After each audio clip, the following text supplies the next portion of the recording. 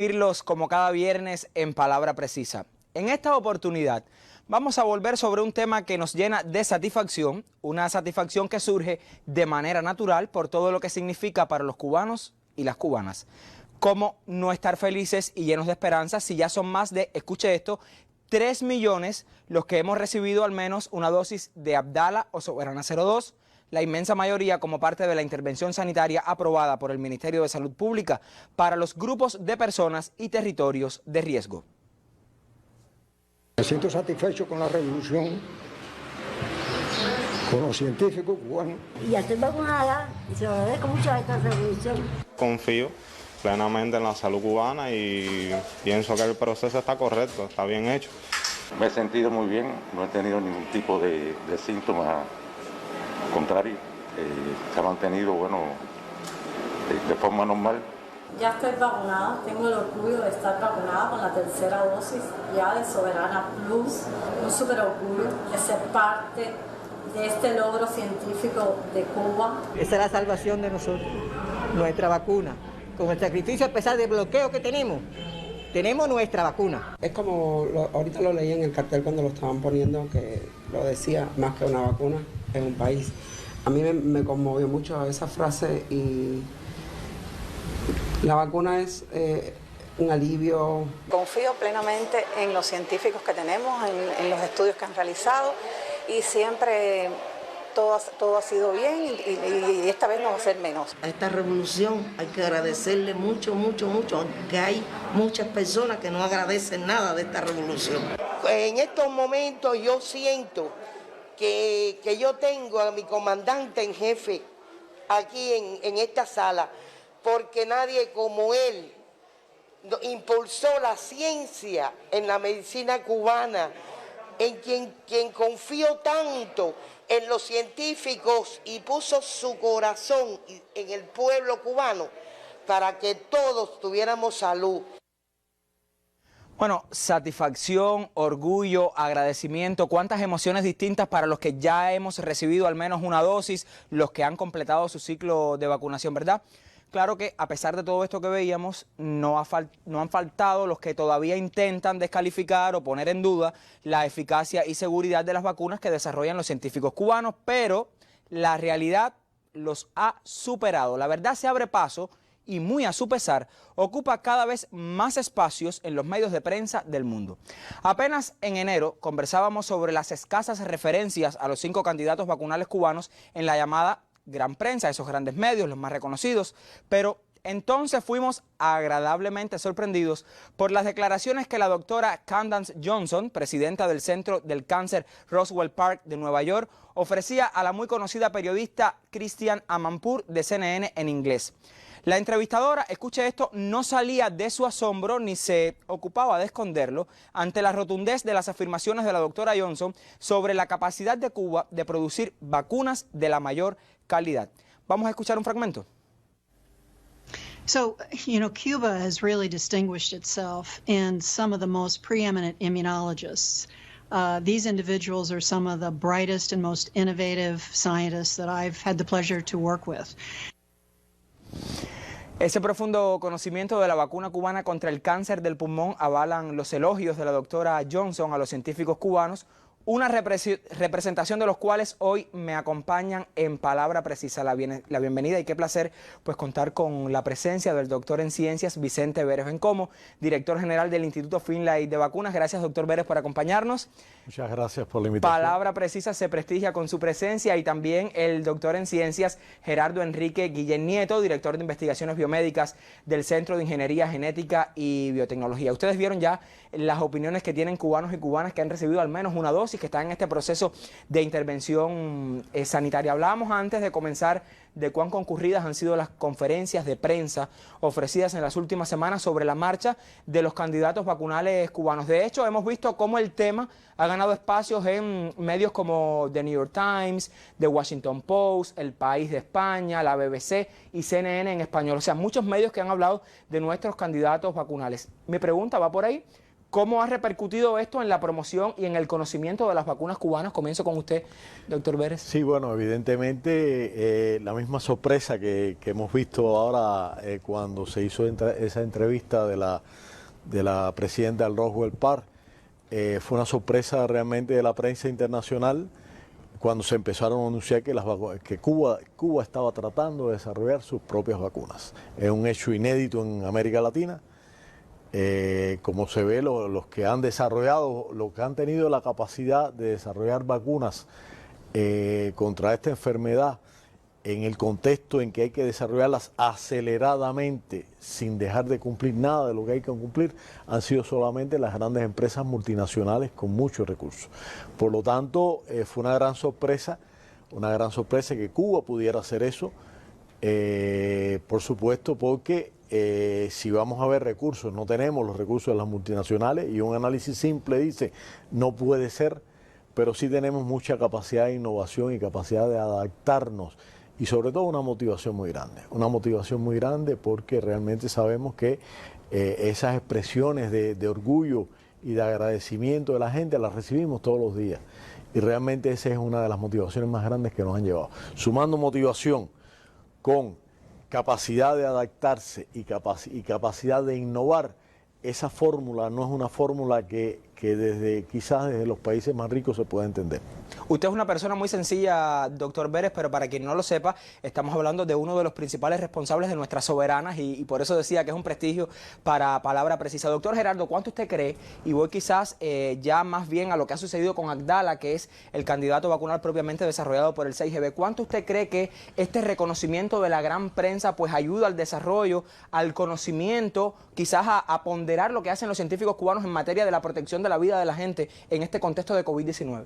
Bueno, buenas noches, Lazarito. En realidad, nosotros mantenemos una colaboración sistemática con muchos centros de investigación y científicos en el mundo. La ciencia cubana no está aislada, pero a pesar de que durante el tiempo han estado apareciendo en la prensa e incluso en revistas de alto impacto científico, comentarios editoriales sobre Cuba, nunca había sido como en este momento la repercusión, porque bueno, el entorno actual con la pandemia, la carrera por el desarrollo de vacunas, la necesidad imperiosa de poder lograr combatir estas epidemias, pues ha llamado la atención sin duda que Cuba sea uno de los 7 países que ha desarrollado su candidato vacunal propio.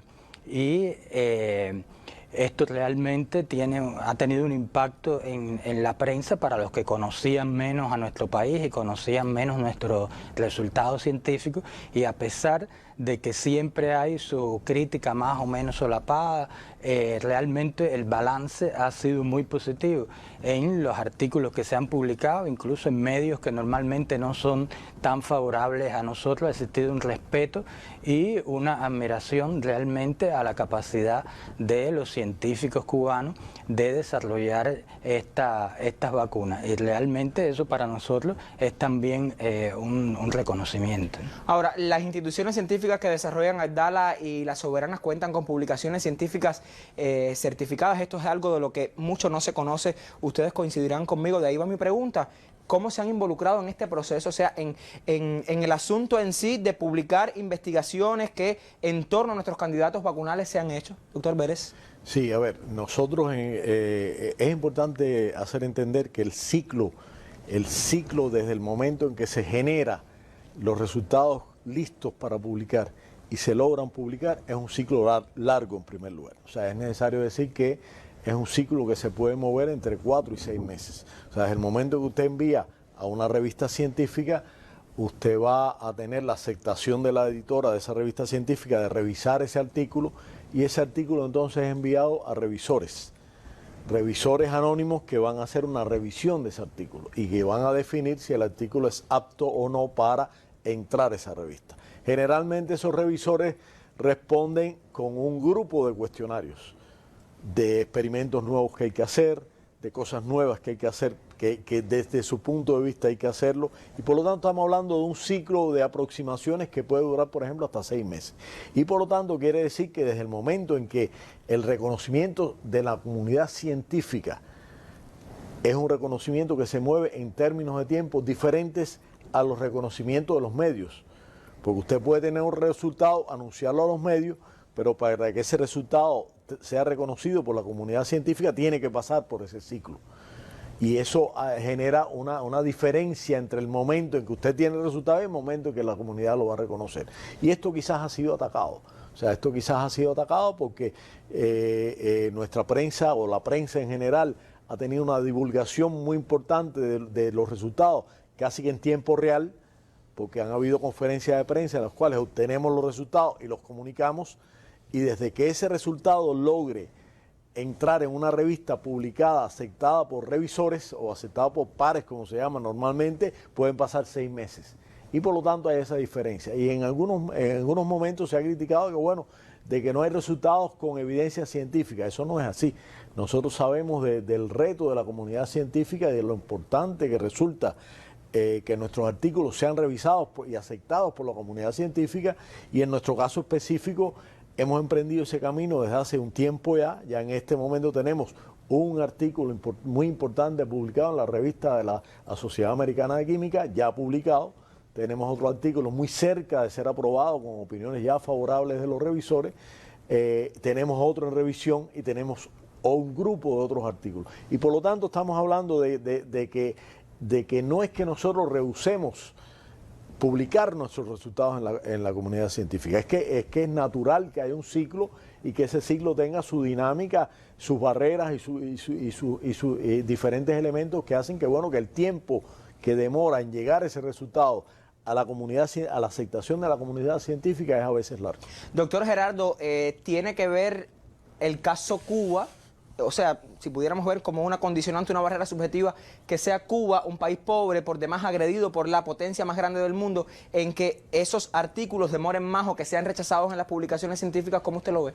Bueno, como Vicente explicaba, realmente existe un periodo de tiempo que es necesario desde que uno tiene los resultados hasta que se publica la información.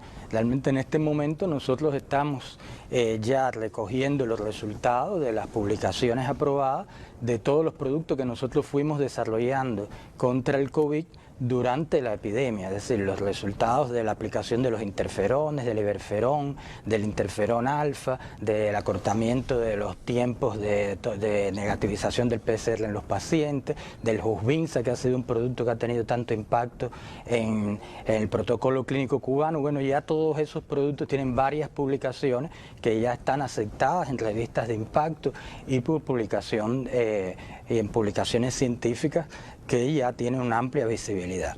Y los de las vacunas, pues este es el momento, como explicaba Vicente, que estamos en el proceso de discusión con las revistas de los oponentes, de responder a los oponentes, enviar los artículos a la revista, y existen varios artículos, varios resultados que van saliendo, porque todo esto ha ocurrido en tiempos que no son los tiempos normales de la ciencia. Esto ha ocurrido en tiempos muy acelerados y se sobrelapan las etapas y los resultados, y realmente existen varios resultados que están a la vez escribiéndose, enviándose a las revistas, poniéndose en repositorios específicamente en el tema de las vacunas. Pero yo quería especificarte que a la par que esto sucede, no es las publicaciones la única vía de hacer visibles los resultados. Es decir, hay eventos online que también se han generalizado en el tiempo de pandemia, donde nosotros hemos presentado, tanto a nivel de Ibero-Latinoamérica como internacional, en general en el mundo, hemos presentado los resultados de los candidatos vacunales. Por lo tanto, están públicos online, en YouTube, en Facebook, se puede acceder a las conferencias donde hemos expuesto los resultados de la vacuna a la comunidad científica, y también han habido muchos encuentros bilaterales con países de organizaciones, líderes de opinión que nos han pedido. Recientemente, por ejemplo, organizamos un workshop con el Instituto de Enfermedades Infecciosas y Alérgicas de Estados Unidos, el Instituto Nacional de Salud de Estados Unidos, dirigido por Anthony Fauci, donde se presentaron los resultados de Soberana y de Abdala, es decir, los resultados no solo se hacen visibles a través de las publicaciones, sino que ya están visibles a esta comunidad científica. Propongo hacer una pausa para después profundizar en un tema que siempre está presente, y hablo del bloqueo de Estados Unidos, recrudecido hasta límites inéditos desde la anterior administración. Por cierto, la doctora Johnson, de quien les comenté hace unos minutos, destacaba en sus declaraciones a la CNN los grandes obstáculos y las carencias que tienen que sortear los científicos cubanos. Vamos a escuchar qué dijo en este otro fragmento que les propone Palabra Precisa. And you know, the thing that is so remarkable is that Cuba does not have the Cuban scientists who are, in my mind, innovative, brilliant.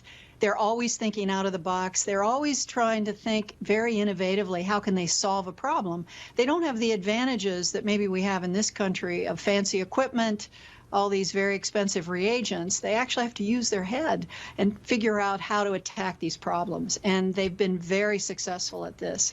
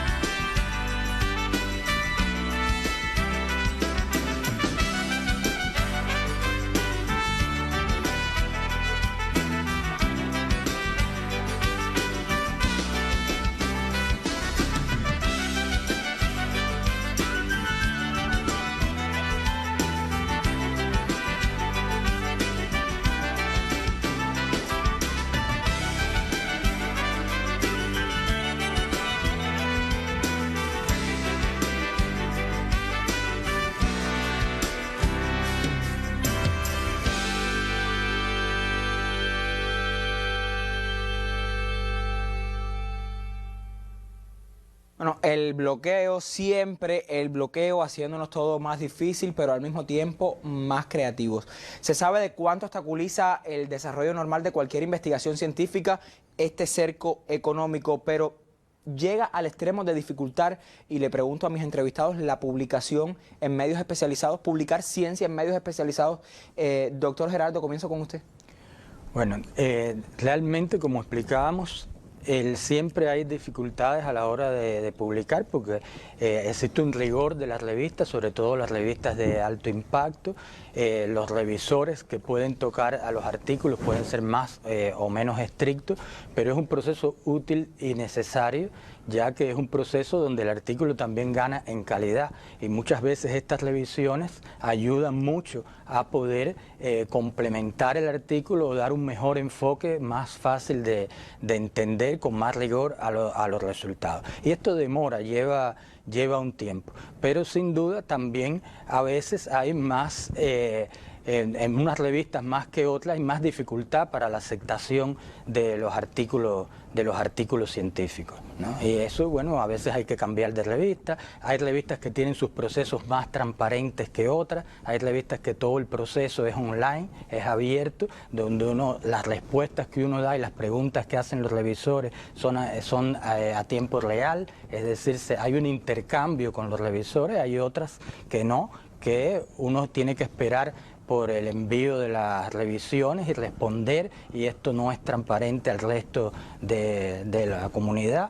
Es decir, cada revista tiene sus propios aspectos y uno selecciona de acuerdo al tema de la revista, de acuerdo a los enfoques de la revista, cuál es la revista más adecuada para publicar. Pero sí, con frecuencia nos encontramos con algunas dificultades para publicar, ya sea por estos problemas que hablábamos, algún racismo contra los países tercermundistas, lo vemos con frecuencia, pero también existen muchos problemas a la hora de pagar estos artículos, que nos vemos con el bloqueo y la dificultad de los bancos. No es un problema de las editoriales, es un problema del bloqueo financiero de Estados Unidos, que no hay forma de poder Cuba hacer transacciones a los bancos en los cuales están las cuentas de estas editoriales. Incluso cuando hay un banco alternativo, bueno, los bancos o transitarios, como se llama, a través de los cuales hay que hacer transferencias, muchas veces se dificulta estos pagos y por supuesto son limitaciones que tenemos nosotros a causa del bloqueo que no tienen los científicos en otros países. Ahora, doctor Vélez, hay un tema que hablaba el doctor Geraldo, llamaba racismo. ¿Es racismo científico, racismo a los países pobres? ¿Cómo entendemos este término? Sí, a ver, es un término que se ha denominado así, no por nosotros. O sea, existen comités en las revistas de alto nivel, digamos la revista Nature, la revista Science, son comités que se llaman comités contra el racismo científico. ¿Qué significa racismo científico? Significa que evidentemente hay una barrera, esa barrera es mucho más difícil que sea franqueada por científicos de países pobres, no estamos hablando solamente de Cuba, estamos hablando de los países con menos recursos, y por lo tanto hay una cierta predisposición a los artículos que vienen de nuestros países.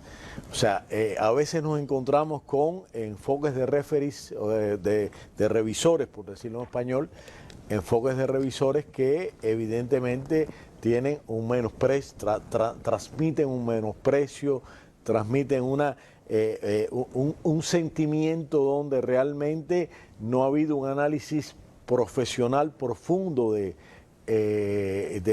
contenido de los artículos. Eso por una parte. Por otra parte, la mayor parte de las revistas ahora de alto nivel tienen un sistema que le llaman de screening, en el cual en 24 horas hace un análisis y te dictamina y te dice ese artículo no nos interesa en la revista. A veces en el no nos interesa en la revista también hay un poco de racismo donde se considera el origen de dónde viene. O sea, es una dificultad adicional que tenemos que por supuesto no nos vence, no nos dejamos vencer por esa dificultad.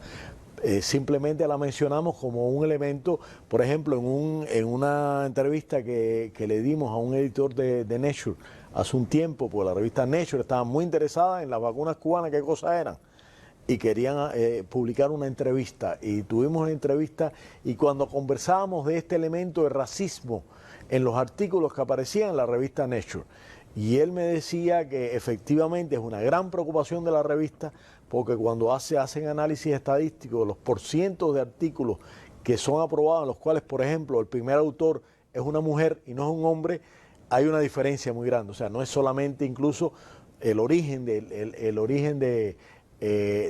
país de donde viene, sino es incluso la posición del revisor con respecto a cualquier posibilidad de racismo por el origen de donde viene el artículo.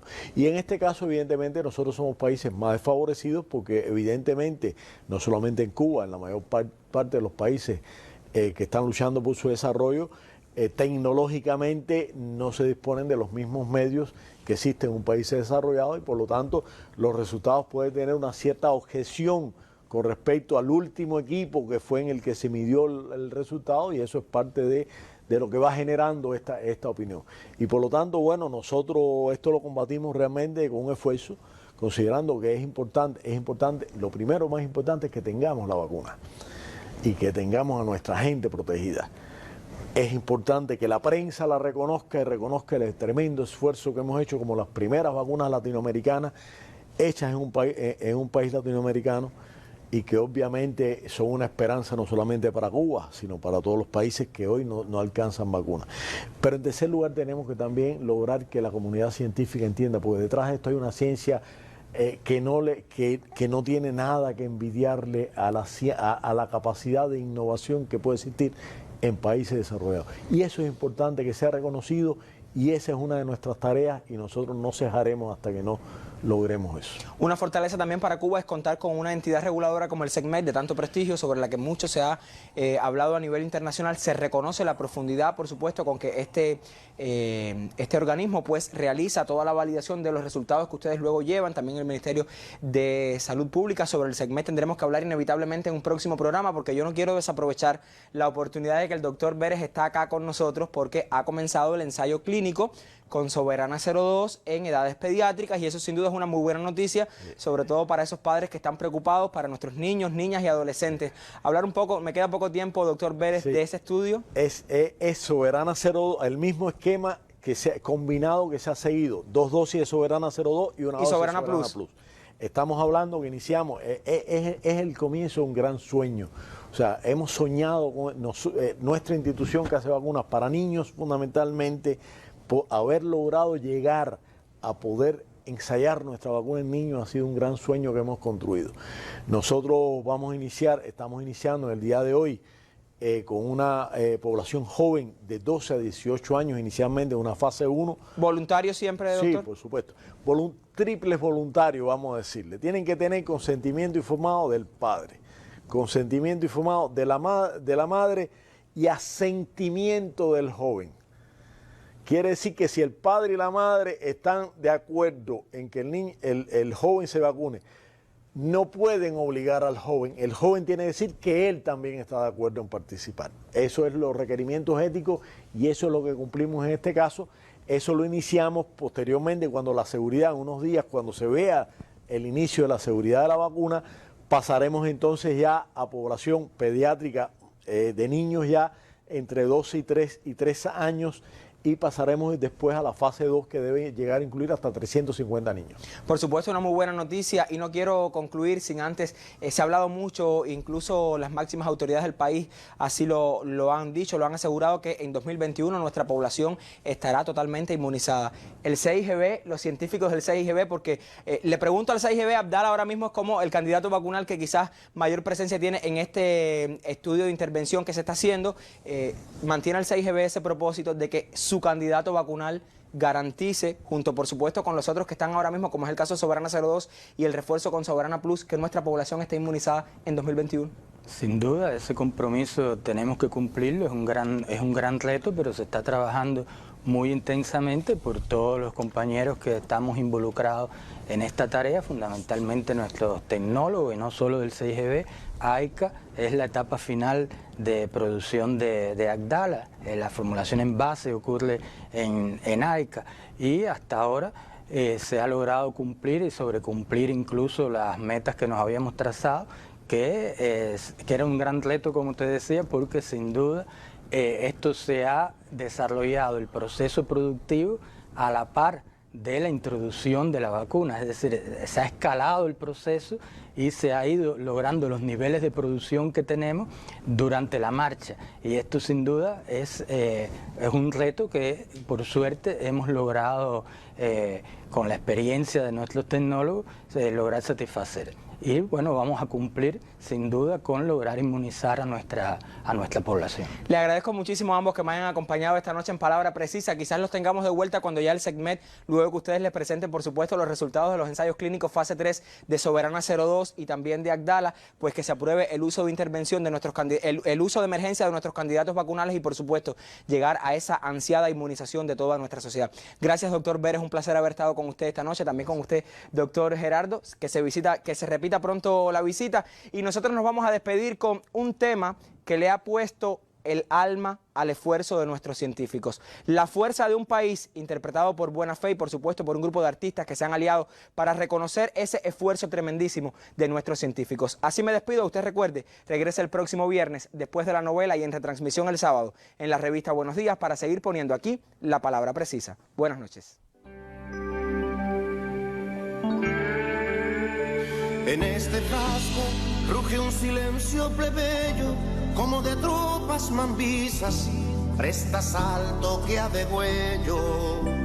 En este bulbo, humedad de amor bravío, baraguana bella eterno, por lágrimas de dos ríos. En este envase, democracia sin alarde, orgullo para el honesto, vergüenza para el cobarde. En esta dosis, la Virgencita de la Caridad bendice al bravo David que enfrenta al rudo Goliat. Bendice al bravo David.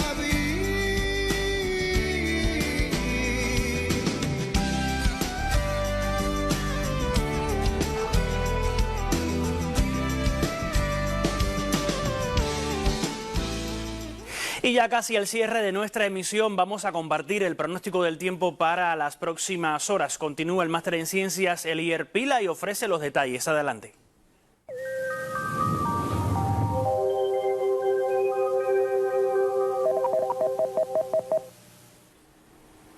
Buenos días. Ayer se reportaron durante la tarde chubascos y tormentas eléctricas, como pueden observar, principalmente en el occidente y en la región central del país, donde llegaron a ser más numerosos. Los acumulados más importantes estuvieron en la ciudad de Camagüey, con un total de 46 milímetros, seguidos por Casablanca en La Habana con 41 milímetros. Estas lluvias están asociadas a la inestabilidad vespertina y abundante humedad en casi todos los niveles de la atmósfera. Esta situación persiste sobre nuestro país. Tenemos influencia de altas presiones muy débiles en superficie, con vientos que prácticamente son variables débiles en todo el territorio nacional, y tenemos también abundante humedad, que es la que están produciendo estos nublados altos en gran parte del territorio nacional. Esta humedad está en alturas de 9 a 12 kilómetros, pero también en los niveles bajos de la atmósfera tenemos un flujo de región sudeste muy débil, que también aporta humedad en el resto de la capa, con valores de humedad relativa por encima del 70%. Esta combinación durante la tarde con el calentamiento del día